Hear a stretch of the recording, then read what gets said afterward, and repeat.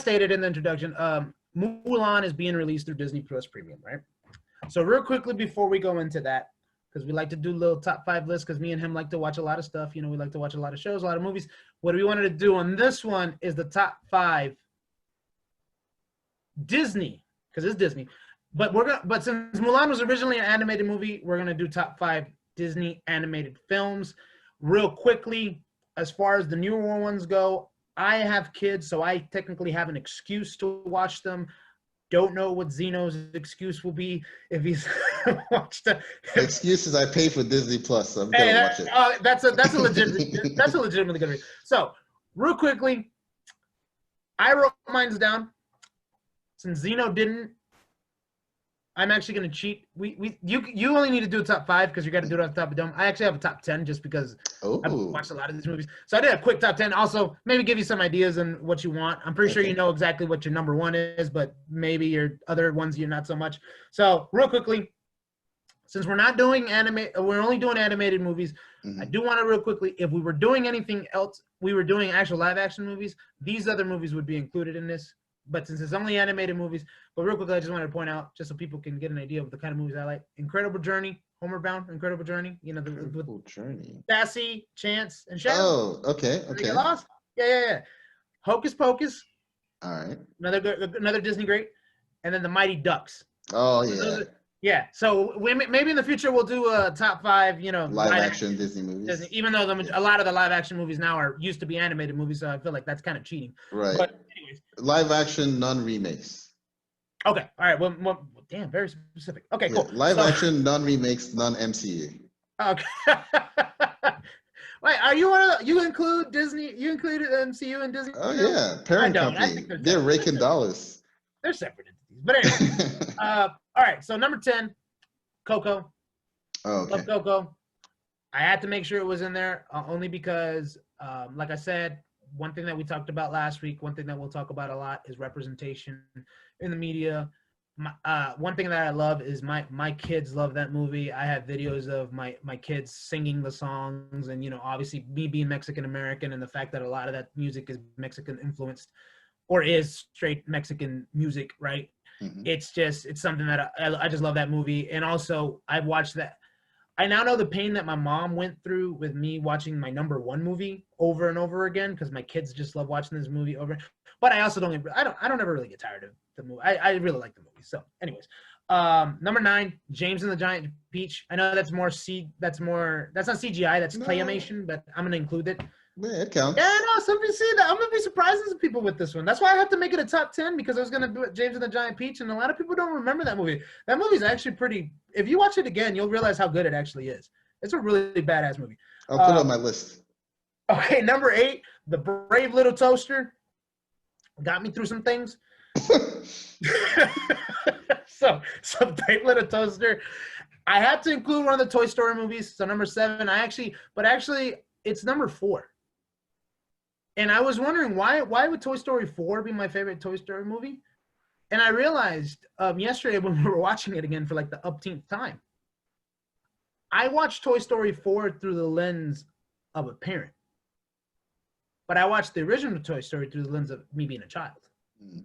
So it just I kind of feel like, I think that I love about the most of it, it became full circle in a sense. Because, this is Woody's release song. This is him no longer basically. Oh, you haven't seen it? Yeah, I haven't seen it. And also some of our viewers may not have. That's true. That's true. If you haven't seen Toy Story 4 and you have Disney Plus, shame on you, sir. So you might. Number 6, Lion King. The original? The original. Not that no. The live action movie would not be in my list. We can have that. We might not have that discussion on if Hollywood is going. They're overdoing it. Yeah. Yeah, they're overdoing it on certain things. Number 5, I put Moana. I love Moana. It's a great song. I'm a little bit upset that Lin-Manuel didn't win for the best Oscar, because then he would have gotten an EGOT. Best original song. Yeah, I forgot, who did he lose to? It was. Was this? No, I was gonna say it was Lady Gaga, but no, I don't believe it was the same. That sounds like it. That sounds like a feature. That sounds like a correction for number 3. I think it was Elton John. Which song? For Rocket Man. I don't remember the name of the song. But the movie was Rocket Man. Isn't it a movie? Isn't it supposed to be? Oh, okay. For some reason, I thought it was nominated. Oh, this best original song, right? Not best. I don't know why I'm thinking best original score. No, I'm thinking like best original animated movie. Like they're very specific with the nominations. But anyways, Moana is in there. Number 4 is the one that we're talking about today, Mulan. Actually, I love the original movie. Number 3, A Nightmare Before Christmas. Gotta love that movie. I don't fall into that emo crowd that loves Jack. But no, actually, I'm lying because you know what? Emo was fun. Probably I was in an emo punk music phase, so yeah, I can see it. Yeah, thanks. Number 2, Aladdin. Okay. I love Aladdin. Like honestly, it's great, and I actually did like the live action movie, the live action version. I think that was one of the few instances where. Like it wasn't just like a shot for shot repeat. It was like you felt like okay, I can see why they did it. Yeah, he changed enough of the that and I think that's the mistake that the Lion King live action had versus the Aladdin one is the change that he made, because he made enough changes to Aladdin to make it be different. Yeah, but he kept the core of it the same, and also obviously all the music was the same. And I think with Lion King, I hated the fact that they cut out the best song, which was Scar's song. I don't remember. You don't remember Scar's song? No. Oh man, it's the one where he's talking to the hyenas. I know he had a song with the hyenas in the live action one. Be Prepared. But yeah. Yeah, it was song called Be Prepared. Anyways, they cut out that song. They did like a little remix shuffle, and that's the one. But real quickly, that's one of the things that I think they failed at, was that they changed enough stuff and he kind of made it a little too dark, where it wasn't. Well, I think that's also a side effect of trying to do realism about a movie about talking animals, right? Yeah. Like the beauty of animation is that you can add vibrant colors and make things come alive. Simba with those wide eyes and all that stuff. Real lions don't look like that, and it would have made it look weird had they tried to do that in live action. And I think that was one of the backlashes they got afterwards, where people were basically saying that they should have made their facial expressions more animated. Right. But had they done that, then there would have been no point for the remake. And it's not a live action movie, by the way. Exactly. It's not a live action. CGI. It's a CGI movie with live backgrounds. Yeah, because all they did was just.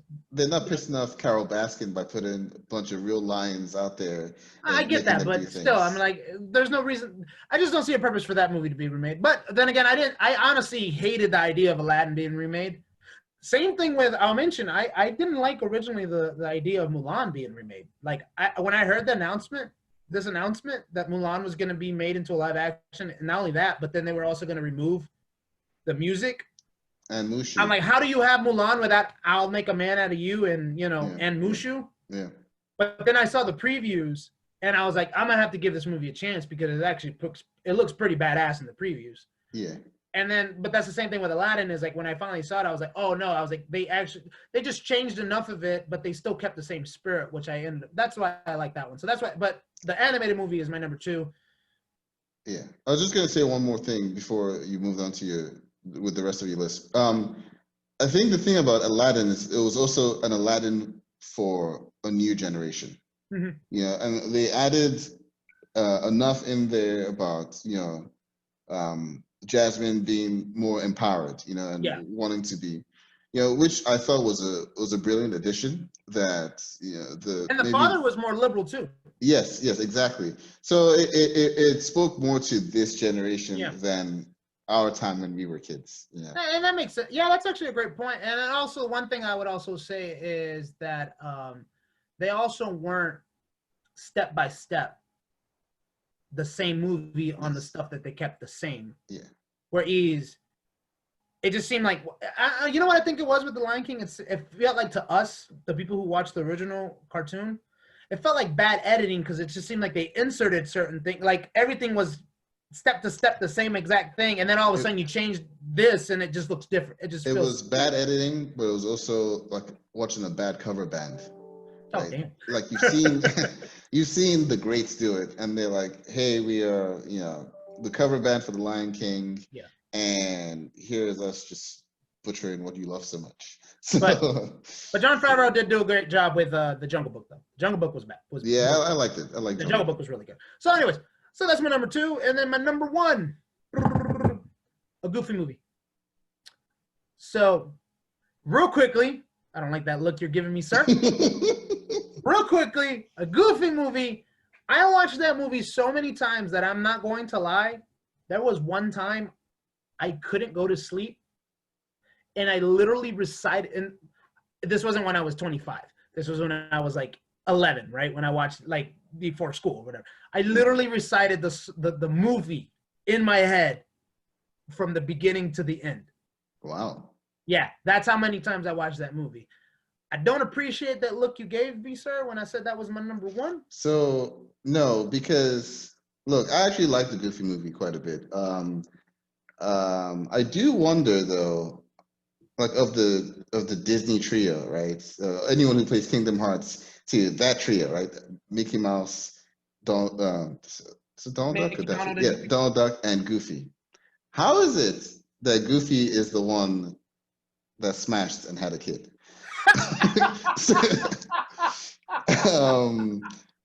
Just questions that need to be answered.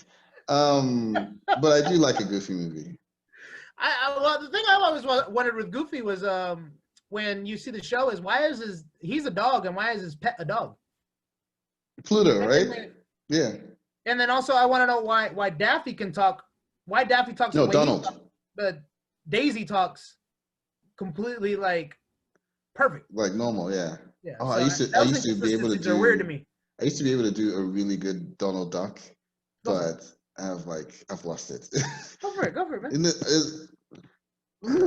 Yeah, I can't do it. I can't. But it's a lot of like putting like that under your tongue and then like shake it and just say what you try to say. I can't. The only thing I never understood is why my wife says that I remind her of Goofy. That I'll never get. But anyways, that's my top 10. Real quickly, I'm just gonna put some that would have probably made it but didn't. Is Peter Pan, Oliver and Company, Finding Nemo, Big Hero 6, and Up. Just wanted to throw that out there. Okay, nice, good list. So I was gonna say that are we gonna include Pixar movies? Because technically, right, Disney and Disney Animation Studios, yeah, they are their own entity. Pixar is kind of like an off-arm thing, but there are so many good Pixar movies that we can't not include them. Did I not include any? I included Toy Story. You did. You have Toy Story. You did. Yeah. Because the thing is though, even though it's Disney Pixar, which by the way, Inside Out probably should have been in there, because actually that movie is like, it's incredibly. It's deep, it's about really like depression awesome. And like. And honestly, like I watched it after I had my daughter. So my daughter's obviously she's only 3 years old, so she's nowhere near that, right? But it was just I was reading the breakdown of what the writer said, I think writer director, where he was basically saying he did this after his daughter had a sudden change, and then it just kind of made me it just kind of got me like a little bit like anybody who has a daughter. Anybody who basically like is obsessed with their children probably do the same thing where they get depressed thinking about in the future my child is not going to be my baby anymore, and I'm like, even though I still have like a good 15 years with them still being my babies or whatever. Damn, Zeus, now you're making me sad. yeah, trust me. Imagine, man, when you have young kids, you're gonna be thinking about. I was like, man, my baby's about to get married. I was like, how old is she? She's 2. She's not getting married yet, but I'm just saying. Anyways, go ahead with your top 5. Man. All right, man. So as usual, might be a running theme. Who knows? I'm not prepared with my top 5, but I do know my number 1. Right. I'll get to that later. My number 5 is gonna be. It's actually a movie I watched recently, and I actually really enjoyed it. It was one of those things where I was like, look, I'm paying for Disney Plus. Might as well check it out. Onward. right, with Tom Holland and Chris Pratt. I thought that was a really good movie. I have three brothers myself, and while the movie doesn't relate to me specifically because our parents are alive and well, Never seen it, by the way. You haven't? Okay. No. Well, I won't give any spoilers, but essentially, it's about these two brothers on a journey, and they've never really. The older one has met the dad. The younger one hasn't really met the dad. Like, he died when they were young, and it's a journey about the dad. But the the two brothers going on this journey together.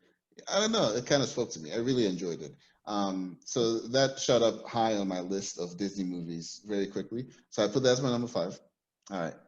Number 4 is one of my all-time favorites, and most people can't understand why. And I think part of it has to do with back in the 90s and early 2000s, Disney used to do this thing where they'll come out with a movie, and then they'll have the Disney Channel, the sister network, have a supplemental TV show for that movie, right? They did it with Aladdin. They did it with The Lion King, with the Timon and Pumbaa show. Timon and Pumbaa, yeah. And they did it with my number 4, which is Hercules. I love Hercules. I love the whole gospel theme that the muses take on, right, in Hercules. But then I implore everyone who hasn't done so already to go seek out the Disney Channel show, Hercules. Really? It is so funny. Okay. Whoever the writing staff on that is, they did an amazing job on that. What kind of funny is it? Like, is it funny for like kids or funny for like, you mean for like adults? They slide in those jokes that adults will get. Yes, we could watch it now as adults and we'll think it's funny. The writing staff was top notch on that. So Hercules, number 4, sorry. Number 3 would be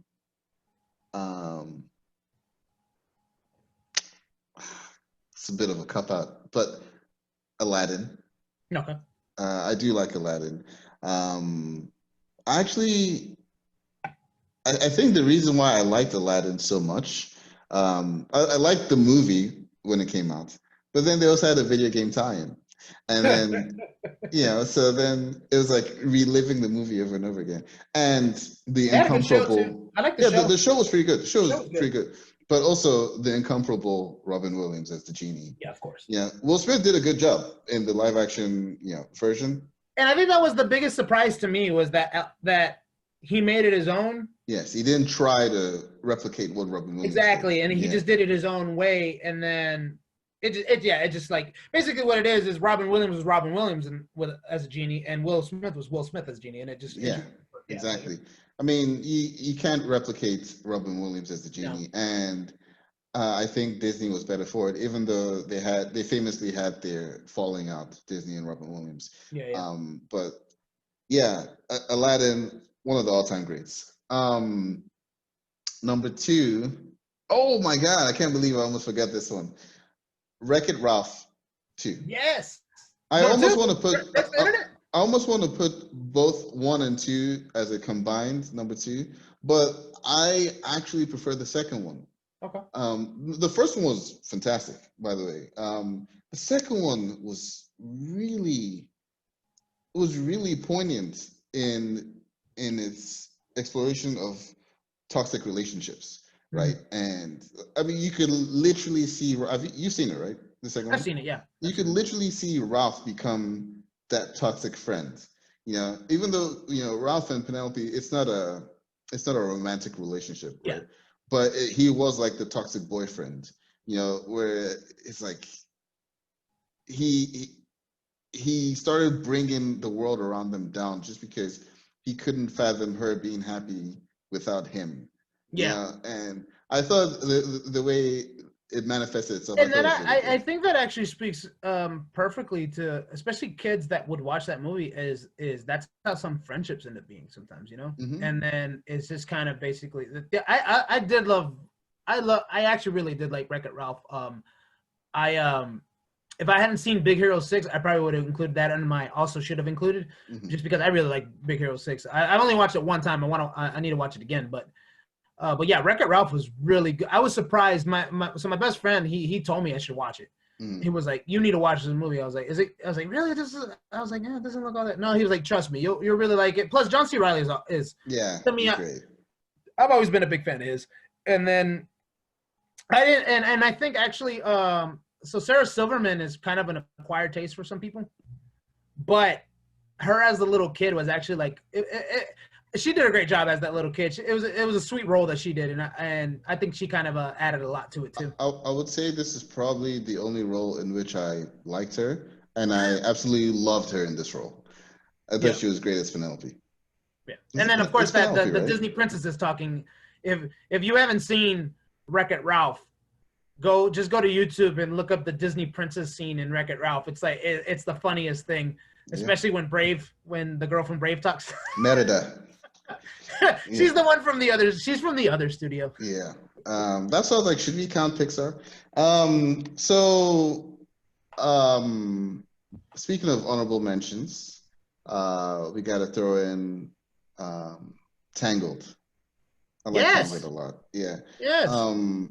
I found a lot of people have they have not a debate, but when they think of like Frozen, they'll think of Tangled and then Moana, and they kind of intertwine all those I guess because strong girls and whatever, But, I think Tangled. It was a good spin on the Rapunzel story, but that's another one where I thought like the humor in it was smart humor. And a lot of Disney movies, in order to make it funny for the adults that bring their kids, they'll slide in adult humor or whatever. I don't think Tangled really did that much. They just found a way to be funny, but still, pure or true to its heart or whatever. I thought it was great. And I think Mandy Moore should do more voice acting actually. Yeah, she was good. She's really good. I like her. I like her in This Is Us, and I think she does a lot of. She should do a lot. She should do more voice acting. She's really good. Yeah. All right. Number one. I mean, anyone who knows me, this isn't a surprise. The Lion King. And mostly, I just felt the entire soundtrack. The entire soundtrack is like, my childhood, right? It's there are all these African influences and all this. Even though it's more geared towards South Africa, and I'm from West Africa, from Nigeria. Still, the Segwenya and all that, just those little things. I was just like, real educate us real fast. Mm-hmm. Which part of, because I know my best friend's from Kenya, and he hit some people and a lot of people. So you have to choose. Like he's like, I had to choose which language I'm gonna learn because I have to learn English, and then I also, so originally his whole entire family is from the Kikuyu tribe. Like so in that part, I don't know. Does Nigeria have the same thing where they have they still have tribes? Dude, we have this. And this isn't an exaggeration. There's like 200 tribes in Nigeria. Okay, which tribe is your family from?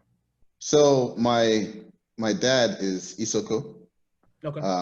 They come from Delta State. Right? Mm-hmm. So he's Isoko. My mom is a bit of everything. Okay. Her dad is Yoruba. Her mom is Calabar. Her stepdad was Igbo. Okay. And my mom can speak all of that. Now, do each of their tribes have a language? Because he learned his tribe's language, which is Kikuyu. Mm-hmm. So, and I've learned a few words. Like I call his mom Mamu, which means mom. His grandma, I called her Shosho, which means grandma. So, we kind of, I've learned some. But the other one, if I'm not mistaken, I think it's Swahili. Was the other language. That's like the major language. That's the major language. Now, does Nigeria have the same? Is Swahili, or is that just catered towards a certain region? So because Nigeria is so vast, right? It's the most populous nation in Africa. It's currently has about 170 million people. Yeah. So because it is so vast, there's always been a lot of political things involved in determining, okay, this is the language you speak or this is the language you speak. So because of that, there isn't like one big language that consumes the whole country. English is the official language of Nigeria. That being said, the three most spoken languages outside of English are Yoruba, Igbo, and Hausa. Hausa are the northerners. They're mostly Muslim. The Yorubas and the Igbos are mostly Christian, and they kind of divide up the South a bit. We should have a so we're gonna have a podcast section catered to you educating us about Nigeria, because as they say, as people should know, Africa is a continent, not a country. So he can't educate us, and he probably can't educate us on all of Nigeria, but give us an give us a maybe you should educate us a little bit on Nigeria. But yeah, watch the space. Because I have a feeling, because I see a glimmer in your eyes where you're ready to just dive into that. I just want to say one thing, Zeus. There is no such language as Nigerian. Yeah. That's for everyone listening, all right? Yeah. Like there's no such language as Chinese. Yeah, exactly. Yeah. You know, Mandarin. But anyways, so that's your number one. The Lion King. Lion King. Okay. Now I feel kind of guilty as a Mexican American. I should have made Coco. You should be, yeah, like number 10. Those are even your top 5. Look, man, look. You're right. I ain't got no fight on that one. You know what? We're reshuffling. Everything goes down. Number 1A is going to be Coco. I still have to have one. You ended up doing your number 1 first again. Yes, that's what I did. You're right. Yeah. Okay, so we are at about 26 minutes on this topic. So let's chop it.